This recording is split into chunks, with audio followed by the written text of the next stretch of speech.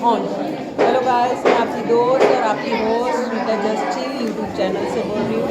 आज हमारे सामने बहुत ही खूबसूरत और बहुत ही इंटेलिजेंट डॉक्टर रूपाली, नमस्कार मैडम।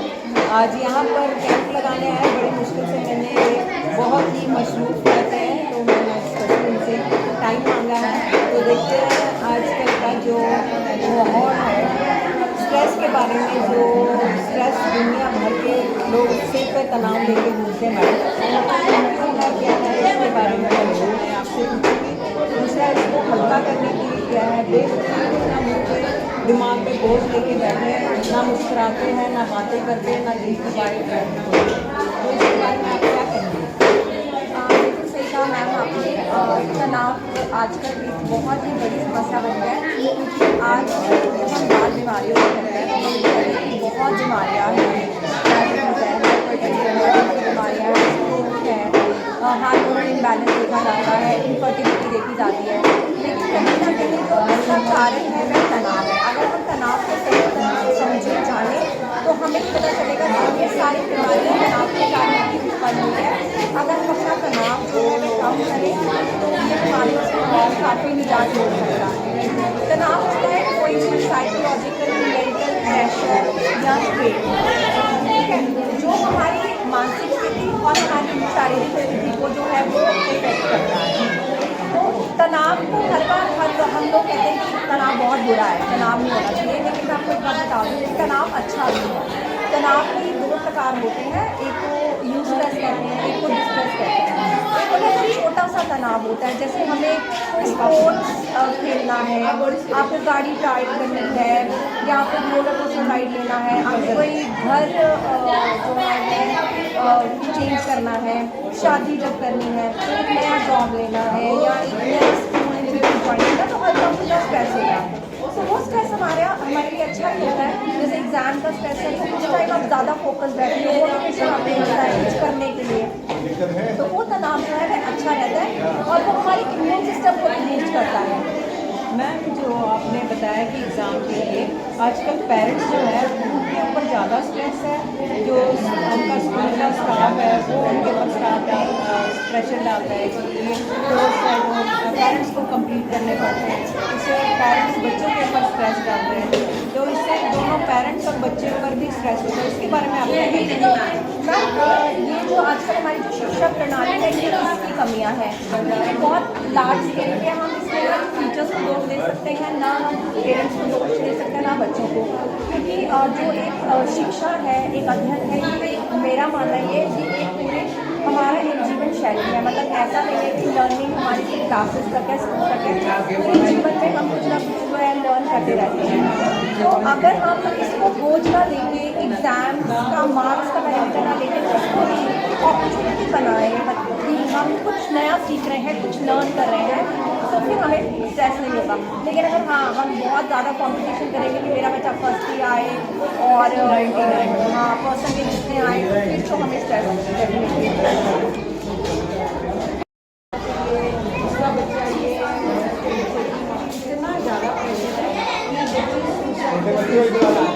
उनके दिमाग पर बोझ पड़ता जा रहा है कि घर के पेरेंट्स भी उनके ऊपर बोझ डालते हैं कि तुमने इतना ट्यूशन रखी है, ट्यूशन का बोझ, फिर उसके बाद उनके एक्स्ट्रा क्लासेस का बोझ, ऊपर से मतलब प्रेशर डालते हैं टीचर भी अलग से दिमागी तौर से बहुत ज़्यादा यूज हो रहा है। पेरेंट्स को और बच्चों को अलग अलग तरह से थोड़ा सा गाइडेंस दें, जिससे कि ये अपने आप को संभालें और जो रास्ता जाएगा संभालें। ये कहूँगी कि हर पेरेंट्स को बच्चे के बारे में पूरी चीज़ें पता होना चाहिए। जैसे बच्चा बहुत ग्रो करता है, आपको उसका एक फ्रेंड बनना चाहिए, आपको एक्टिवनेस को करेंगे, अच्छा लिस्टर होना चाहिए। कई बार बच्चा अपनी बात बताता है लेकिन पेरेंट्स सुनते नहीं है, वो सब अपने बिजी हैं, टीचर्स भी। तो आपको एक अच्छा श्रोता बनना चाहिए, आप बच्चे के बारे में सुने बिना जजमेंटल हुए कि हम ये चीज़ सही है, ये चीज़ गलत है, क्योंकि हर जो एज है उसके अपने अपने पड़ाव है, उसकी अपने अपने इमोशंस है, हार्मोनी ट्रेनिंग में ऐसा उसका अपने एक्टिव रहेगा। हाँ जी, तो इसमें समझने की ज़रूरत है। और अगर आप बच्चे के बिहेवियर में कुछ चेंज देख रहे हैं कि बच्चा घूम फिर रह रहा है, कई बार बहुत हाइपर हो जा रहा है या उसमें खाने में कुछ कमी हो गई है या उसके पास बिहेवियर में, तो आप उससे बात करें, उसके टीचर से बात करें। तो ये बहुत ज़रूरी है इस चीज़ का एनालाइज करना, क्योंकि अगर मेंटल प्रॉब्लम थोड़ा ज़्यादा है तो आपको एक डॉक्टर की हेल्प जरूर लेनी पड़ेगी। साइकियाट्रिस्ट की हेल्प ले लें, आप योग की शरण में जा सकते हैं। लाइक अगर हम योग अभ्यास करते हैं उससे भी हमारा जो है मेंटल इम्बैलेंस जो है वो सही होता है। इसके अलावा अपने काउंसलर्स होते हैं, हम उनकी हेल्प ले सकते हैं। तो और इसके अलावा जो हमारी लाइफ है वो केवल एक डायमेंशन में नहीं है, इसमें मल्टीपल डायमेंशन है। खाली पढ़ना ही एक लक्ष्य नहीं होना चाहिए, उसके अलावा कुछ हॉबीज होनी चाहिए। आपको प्रकृति के साथ कुछ समय बिताएं, आप उनके साथ कुछ समय बिताएं, अपने आप के साथ। ये बहुत ज़रूरी है, हम उन लोगों के साथ रहें जो हमें मोटिवेशन या पॉजिटिविटी लाते हैं। अगर आपको ऐसा लगता है कि कोई इंसान के साथ रह के आपको बहुत नेगेटिव फीलिंग आती है या उसके साथ उसका बर्ताव से आपको नेगेटिव स्ट्रेस होता है, तो आप ऐसी कंपनी और ऐसे लोगों को छोड़ दें। सर मैम, ये जो आज आपने बताया कंपनियों की वजह से क्या होता है कि बच्चा इतना डिप्रेस हो जाता है कि वो नशा ड्रग्स वगैरह लेने लगता है। आप इसके बारे में बच्चों को क्या सलाह देंगे कि ड्रग्स की और इसी तरफ करना, इसके बारे में आप क्या कहेंगे?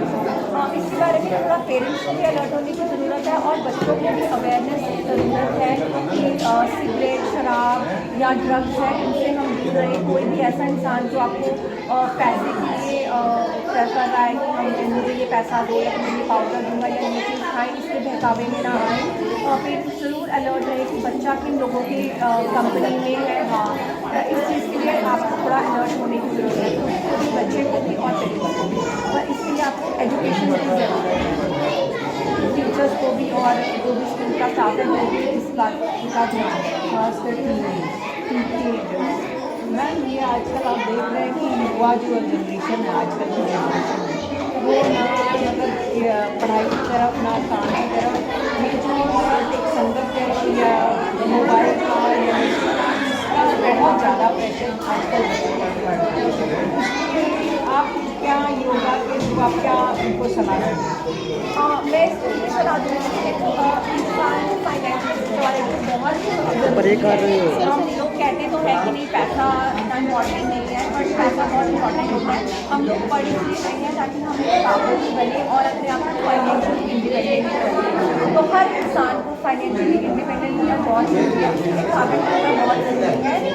कोई भी चीज़ अब जैसे बच्चे आज या इंसान करना चाहते हैं तो उसके लिए बहुत मेहनत की ज़रूरत है। हम कोई भी करियर ऑप्शन चुनते हैं मेहनत हमें ज़रूर करनी पड़ती है। तो इसलिए हमें हमारा गोल पता होना चाहिए, हम क्या बनना चाहते हैं। उससे भी ज़्यादा हमें ये पता होना चाहिए कि हमारा इंटरेस्ट किस चीज़ में है, कौन सा काम करने से हमें बहुत अच्छा फील होता है। आप उसी को भी अपना करियर चूज़ करें।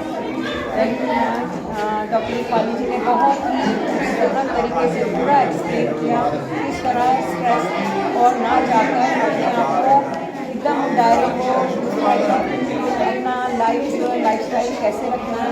मैं रूपाली जी का डॉक्टर रूपाली का बहुत बहुत धन्यवाद।